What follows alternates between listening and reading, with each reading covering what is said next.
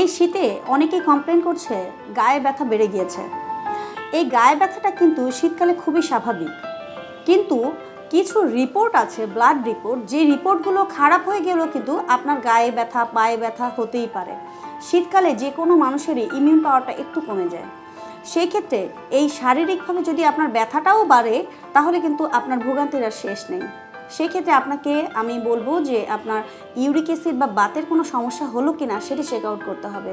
যদি আগে থেকেই সেই বিষয়টি থেকে যায়, সেক্ষেত্রে আপনার গায়ে ব্যথা স্বাভাবিক।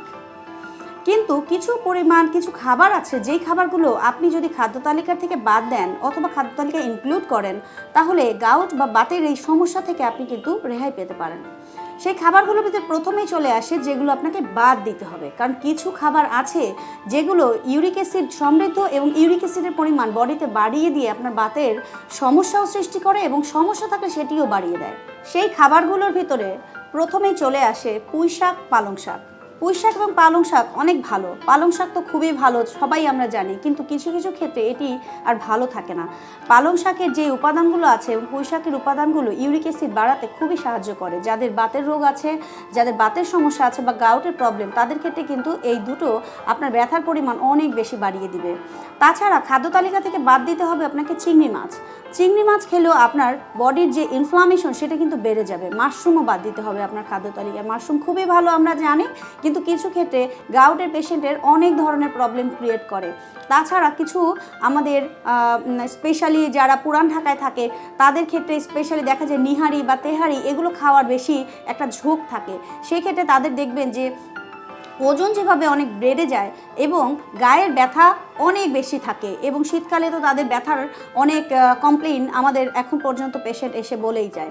সেই ক্ষেত্রে আমি তাদেরকে বলবো যে খাদ্য তালিকা থেকে নিহারি বা তেহারি আপাতত একটু স্টপ রাখেন, কেননা এইগুলো যদি আপনার ইউরিক অ্যাসিড বেড়ে যায় তাহলে আরও বেড়ে যেতে সাহায্য করবে। তাছাড়া আপনার খাদ্য তালিকা থেকে বাদ দিতে হবে গরু খাসির মাংস সরাসরি। খাদ্য তালিকায় যত আপনি গরু খাসির মাংস রাখবেন, ফ্যাটি ফুডগুলো রাখবেন, আপনার খাদ্য তালিকার সাথে সাথে আপনার ইউরিক অ্যাসিডও এনরিচ হয়ে যাবে।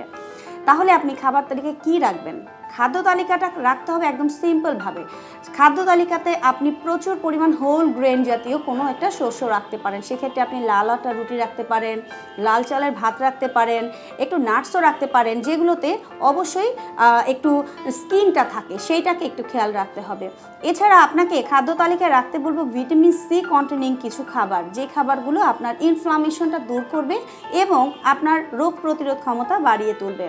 খাদ্য তালিকায় যদি আপনি ইউরিক অ্যাসিড যদি বেড়ে যায়, খাদ্য তালিকায় আপনাকে কিছু খাবারের সাথে রাখতে হবে আদা, রসুন এবং তুলসী পাতার মতো কিছু খাবার, যেগুলো আপনার ইউরিক অ্যাসিড কমাবে না, কিন্তু আপনার যে প্রদাহগুলো আছে, যে ইনফ্লামেশনগুলো আছে, সেগুলো আপনার ব্যথাটাকে উপশমন করতে সাহায্য করবে।